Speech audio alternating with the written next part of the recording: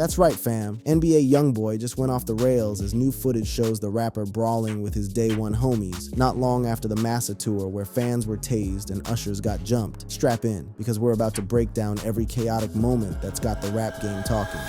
Newark Street Warfare and the Massa Tour's Trail of Chaos. So check this out, kid, dog. Hey, this section on you. I understand y'all excited. I'm cool with that throwing on stage. Hey, don't do that to me, please, if you don't mind.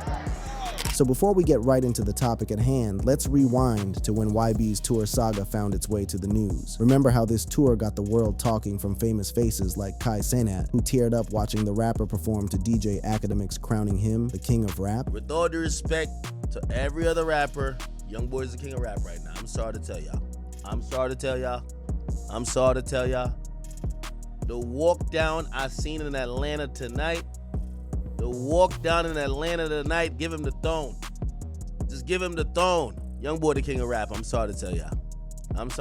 Hey, listen, I'm not saying it's gonna last forever. But the whole thing wasn't without its fair share of drama. The Newark situation went down on September 29th, 2025, right after YB wrapped up his show at the Prudential Center. Now, this wasn't no random scuffle between drunk fans. This was calculated street politics playing out in real time, and somebody made sure to capture every second of it. The footage that's got over 1.2 million views shows YB's whole entourage, including his right-hand man Lou Tim, getting into it with a group of Dirk supporters who were out there screaming "Free Smirkio" like they were at a political rally. The build-up to this whole situation was brewing all night, no cap. Inside the venue, you already had OTF fans trying to disrupt Lou Tim's opening set, yelling out for Dirk while surrounded by 14,000 YB supporters. That's like walking into the lion's den wearing a steak suit, my guy. The tension was thick enough to cut with a knife, and by the time the show ended around 10:30 p.m., all that energy just exploded onto Market Street. Now here's where it gets spicy. The viral clip shows the whole sequence. You got 4 to 5 Dirk supporters rolling up on YB's 6 to 8 deep crew near some blacked out Escalades. These OTF boys start talking reckless, yelling "Free Smirk, YB washed," like they forgot where they were at. YB's crew ain't backing down though, hitting them with the classic "slat slat, y'all ops get ghosted" response. Then one of Dirk's fans decides to get physical, shoving one of YB's people and hollering, "Tell Dirk we said what's up." That's when all hell broke loose. The actual brawl lasted maybe 20 seconds, but it was pure mayhem. You got a shirtless Dirk fan swinging wild on somebody who looks like Lou Tim in a black hoodie. Lou Tim ducks the punch clean and comes back with a right hook that sends dude stumbling into a car hood like he just got hit by a linebacker. Then YB's whole squad swarms. We're talking 2-3 people piling on with kicks and grabs, yelling "That's for Smirk talk," while the victims covering up screaming "Chill, my bad, ain't mean it like that." It's wild because you can see fists and chains flying everywhere in this tangle of bodies. Now the interesting part is, there's this figure in a camouflage jacket standing about 10 feet away from the action, and people are saying it looks like YB himself from the side profile.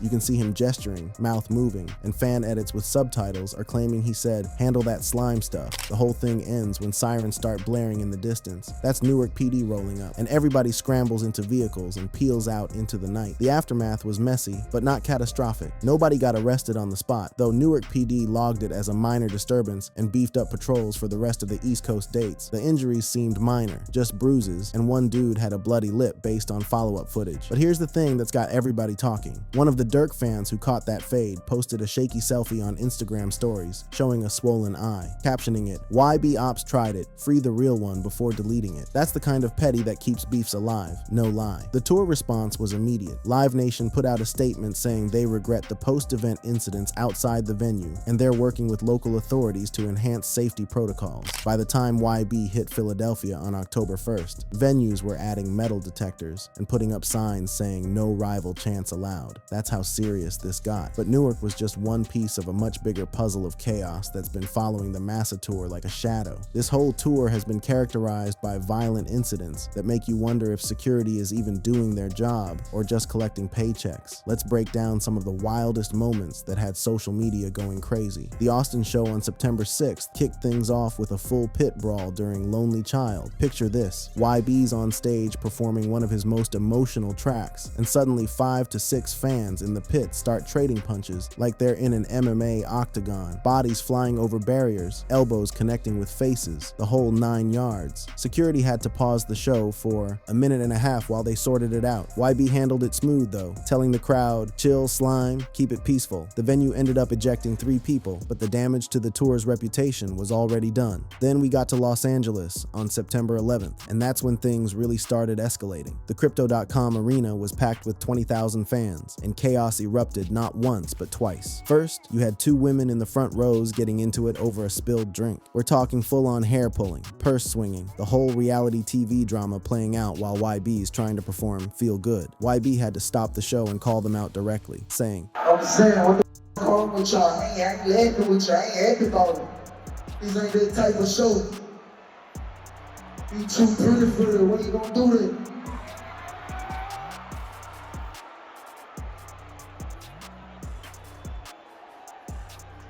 Hey, you do it again, you gonna get your face broken, this bitch, boy. Do it one more time. I saw you. Hey, we gonna try it again and say, shawty, man, I ain't gotta fight, man. Hey, don't do it no more, little boy, I'm telling you. Although the security separated them, that wasn't even the end of it. Later that same night during Outside Today, some genius decides to throw a hoodie on stage. Now, YB don't play that disrespect. He jumped to the edge of the stage, pointing right at the dude and said, Hey, you do it again, you get your face broken, this boy. Do it one more time. I saw you. Hey, we gonna try it again and say, shawty, man, I ain't gotta fight, man.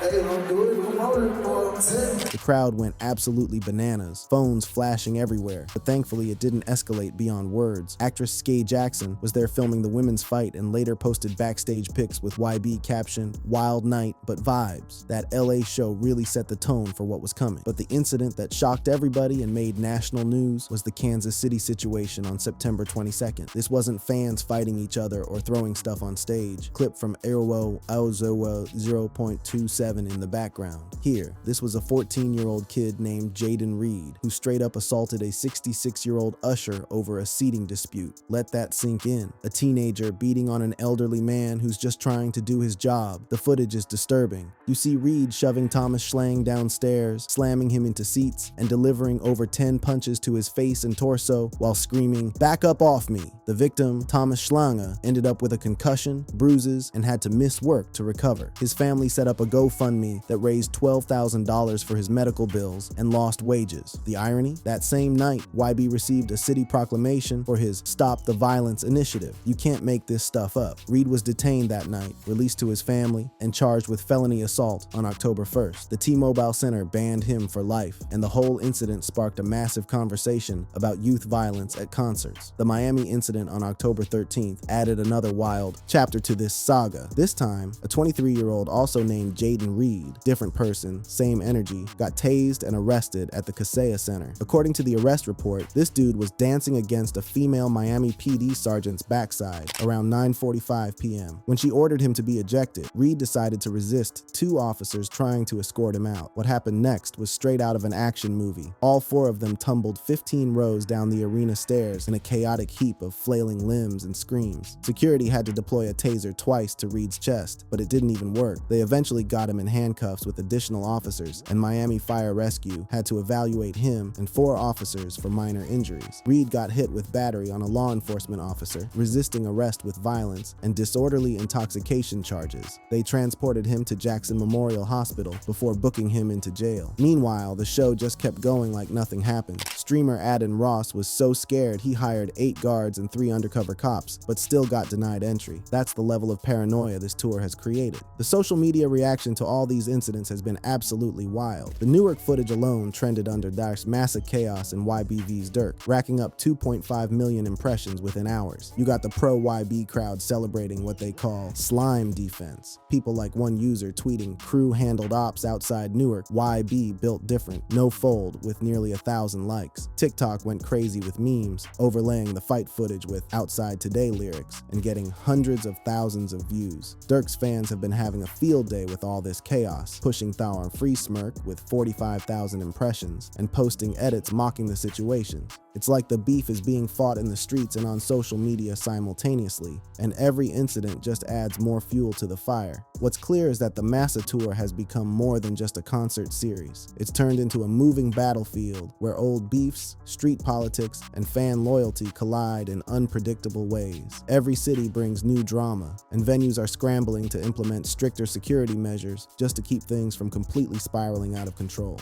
The tour continues through November with stops in major cities, and you already know security is going to be on high alert, especially after Chicago got canceled. The Chicago cancellation and the shadow of the Dirk beef. Now let's talk about the elephant in the room, the Chicago concert cancellation that sent shockwaves through the hip-hop community. On September 23, 2025, just one day before YB was supposed to rock the United Center in front of over 20,000 fans, the venue pulled the plug. No warning, no explanation initially, just a cold statement saying, the United Center has made the decision to cancel the NBA Youngboy show scheduled for Wednesday, September 24th in Chicago. Tickets started at $59.50. People had travel plans, hotels booked, and then boom, canceled. Ticketmaster processed automatic refunds, but third-party buyers from sites like StubHub were left scrambling. The timing couldn't have been more suspect. This was supposed to be YB's first Chicago performance since King Von's death in November 2020, and everybody knew the city was going to be on edge. The United Center had already implemented a strict no-bag policy on September 20th, announcing that bags of all sizes, including clear bags, will not be permitted. That's a massive shift from their usual 10x6x 2-inch limit, and it was a clear sign they were expecting trouble. But apparently even that wasn't enough to calm their nerves. YB's manager Alex Jr. didn't hold back his frustration. He posted on Instagram stories, later deleted of course, calling the venue out, saying they and blaming some staffer for being scared that fans wouldn't have fun. That's a wild accusation to make publicly, but it shows how heated the situation got behind the scenes. Booking agent Andrew Lieber backed him up, tweeting, "Super disappointed in United Center, City of Chicago, this their decision." They're basically saying the venue got cold feet and made a unilateral decision without considering the financial and reputational damage. Now let's get into the real reason everybody believes this happened, the Lil Durk beef. This isn't just rap rivalry. This is blood feud territory that goes back to King Von's fatal shooting outside that Atlanta nightclub on November 6, 2020. Von was killed by someone from Quando Rondo's crew, and Rondo is signed to YB's Never Broke Again label. That connection, even though YB wasn't directly involved, put him in the crosshairs of OTF's retaliation machine. Durk got arrested in October 2024 for allegedly plotting a murder for hire against Quando Rondo as revenge for Von's death. His trial is set for January 2026, and he's sitting in federal custody right now. So you got Durk's whole OTF movement treating him like a martyr, with fans chanting "Free Smirkio" at YB shows across the country. In Houston, on September 7th, YB even dissed Durk on stage, saying, "When you stand on business, a lot of people don't like it," and teasing a full performance of Durk's diss track, "I Hate Youngboy." Chicago is Durk's city, OTF's territory, and bringing YB there was like lighting a match in a gas station. The fears were real and specific. People were talking about O-Block, the gang-affiliated neighborhood tied to OTF, potentially mobilizing against YB and his fans. King Von's sister, Kayla B, even posted on X celebrating the cancellation, saying, "Anybody risking their life to do some crash out, dumb stuff like that is insane. Y'all gotta be smarter." That's family of the deceased basically endorsing the venue's decision because they knew how dangerous it could get. Social media was flooded with claims that 30 to 40 Durk affiliates were spam calling the United Center with threats, basically harassing them until they had no choice but to pull the plug. Whether that's true or just internet speculation, it shows how seriously people took the threat level. There were even rumors that YB had coordinated with Southside Chicago gangster disciples for security, which would have created a whole different set of problems, with Chicago PD potentially stepping in to prevent gang warfare at a concert venue. But the Durk beef isn't the only theory floating around for why Chicago got canceled. Some people believe it was more about general safety concerns from the tour's pattern of violence. YB's mother even addressed this angle, saying, "I guess for safety reasons it was good it was called off, but we put a lot of money into this." She's acknowledging the incidents like Kansas City and Newark, while also expressing frustration at the financial loss. The strict no-bag policy supports this theory. They were trying to prevent weapons or dangerous items from entering, but ultimately decided even that wasn't enough protection. Another angle that came up involves a potential setlist dispute, according to some Live Nation sources, and take this with a grain of salt because it's not confirmed. The venue supposedly demanded that YB remove the Durk diss track I Hate Youngboy from his setlist to prevent the crowd from rushing or causing chaos. YB allegedly refused, because that's one of his biggest songs and he's not about to let venue staff dictate his artistic choices. If this is true, it shows the level of micromanagement and fear that was happening behind the scenes. Some folks are pushing the narrative that it was straight up venue overreach or bias against YB. Junier's comments about staff being scary suggest he believes the decision was based more on prejudice and assumptions about YB's fan base than actual credible threats. There's always been this tension in hip-hop where venues treat certain artists as high risk because of their image or past incidents, and sometimes those concerns are overblown or discriminatory. The gang coordination fears added another layer of complexity. Reports suggested that beyond just O-Block threats, there were concerns about YB aligning with GDs for protection, which would have put Chicago PD in a position where they'd have to shut down any concert that could facilitate gang activity. The police can't be seen as enabling gang conflicts, even indirectly, so if they got wind of these coordination attempts, they would have pressured the venue to cancel. Interestingly, the cancellation actually boosted YB's M.A. Say album streams by 8% that week. Nothing sells in hip-hop like controversy, and the Chicago situation gave YB more publicity than any promotional campaign could have. The irony is that by trying to suppress potential violence, they created more attention around the beef and probably intensified fan loyalty on both sides. This wasn't the only cancellation either. YB's Detroit show at Little Caesars Arena on October 6th also got pulled, just a week after Chicago. That's two major cities in the Midwest pulling the plug within days of each other, suggesting there was coordinated concern across multiple venues about hosting YB during this tour. Detroit didn't provide detailed reasons, but the timing suggests they were following Chicago's lead or responding to the same intelligence about potential threats. YB hasn't made any official public statement about the Chicago cancellation specifically, which is probably smart legal strategy given Durk's pending trial.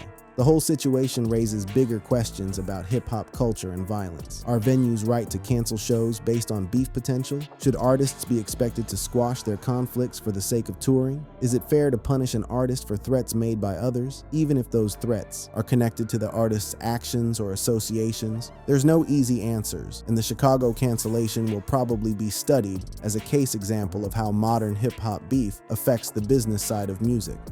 The DNA of a hip-hop war. Youngboy versus Durk, from Genesis to now.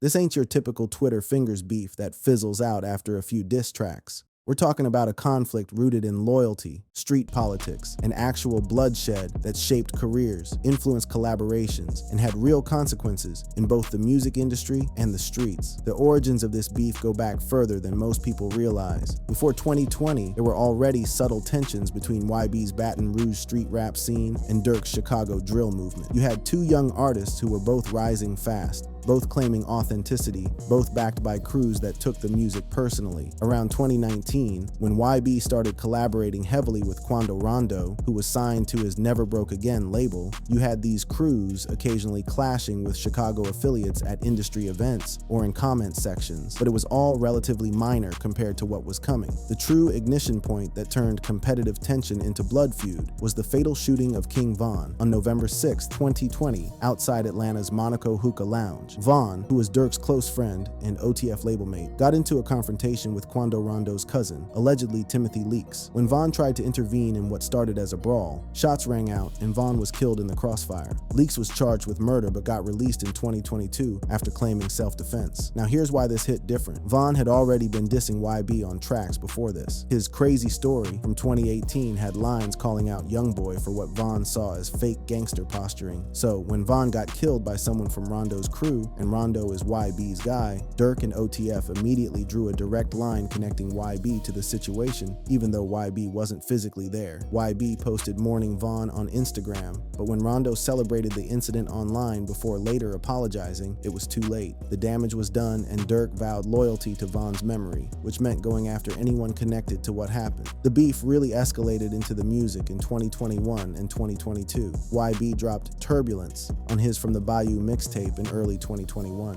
with lines that referenced Von's death in ways that Dirk and OTF found disrespectful. Von ain't get his lil behind out the way. This that Squid Game. Oh block get wrapped up. That's direct provocation. No subliminals. Straight calling out the circumstances of Von's death and threatening his neighborhood. Dirk responded with Backdoor in March 2021, which dealt with themes of betrayal and had shots at YB's street credibility. But the nuclear moment came in January 2022 when YB dropped I Hate Youngboy, a 7-minute diss track that didn't just go at Dirk, but called out multiple people, including Von, Gucci Mane, and others. The track had devastating lines like, Dirk dead, that guy won't miss me. Holo block shooting like we miss him. Hours later, Dirk clapped back with ah ha ha, boasting about his moves and mocking YB's legal troubles with lines about dropping locations and getting it done. This back and forth wasn't just rap beef anymore. It was affecting real business. 21 Savage claimed in September 2021 that YB was being blackballed in the industry because of the Dirk situation, limiting his collaboration opportunities with bigger artists who didn't want to pick sides or anger OTF connections. That's when you realize the beef has industry-wide implications beyond just the two artists. YB followed up with Bring 'Em Out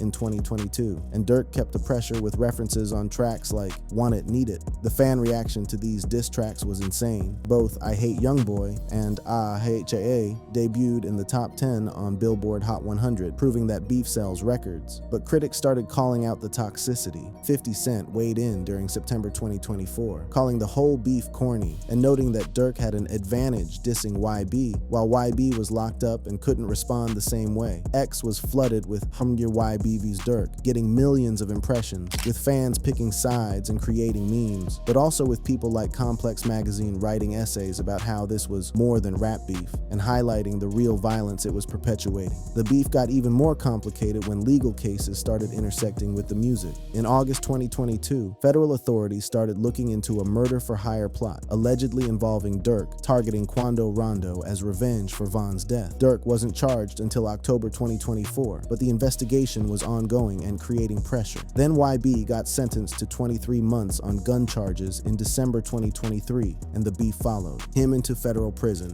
In March 2025, while YB was at Talladega FCI, reports came out that he got into a physical altercation with an OTF-affiliated inmate after the dude started shouting OTF to provoke him. According to Birdman's brother Terrence Gangsta Williams, YB wasn't about to let that slide even behind bars. That shows how deep this goes. It's not just about music or social media posturing. It's actual real-world violence that follows these guys wherever they are. Now here's where it gets interesting. There have been multiple attempts at truces that never quite stuck. In May 2023, DJ Academics announced on Twitch that YB and Dirk had squashed their beef. Dirk even liked the post, and what people suspected was YB's fan page shared it too, suggesting it was real. Fans celebrated with posts getting 15,000 plus likes, thinking maybe the madness would finally end. But by December 2023, Dirk was calling out YB over some fake address post, and YB responded saying, "Bro, my probation officer must approve it. Y'all gonna make me go back to jail. So much for the truce." Another reconciliation attempt happened in May 2024, after Gilly the Kid made a public plea for unity at Gilly Fest. YB called the whole beef all entertainment and revealed they actually talk every 2 or 3 nights about music. That's wild if true. Imagine dissing someone publicly while calling them on the phone privately to discuss tracks. But even that piece didn't last because the streets and the fans wouldn't let it. Fast forward to mid-2025 and YB's Massa tour, and the beef is simmering again. OTF fans disrupting shows with free Smirkio chants led to altercations like the Newark brawl we discussed earlier. The Chicago cancellation showed how the beef's legacy, specifically King Von's death, still has enough power to shut down major concerts years later. Von's sister Kayla B's reaction to the cancellation proved that for Von's family and OTF, this isn't entertainment or something that can be easily squashed with a phone call. YB addressed it indirectly on stage in Houston on September 7th, dissing Dirk by saying, "When you stand on business, a lot of people don't like it," and teasing a performance of I Hate Youngboy. That's throwing gasoline on a fire that never fully went out. Dirk, currently currently in federal custody with his trial set for January 2026, has stayed mostly silent, but his legal situation is tied directly to the beef, the murder for hire.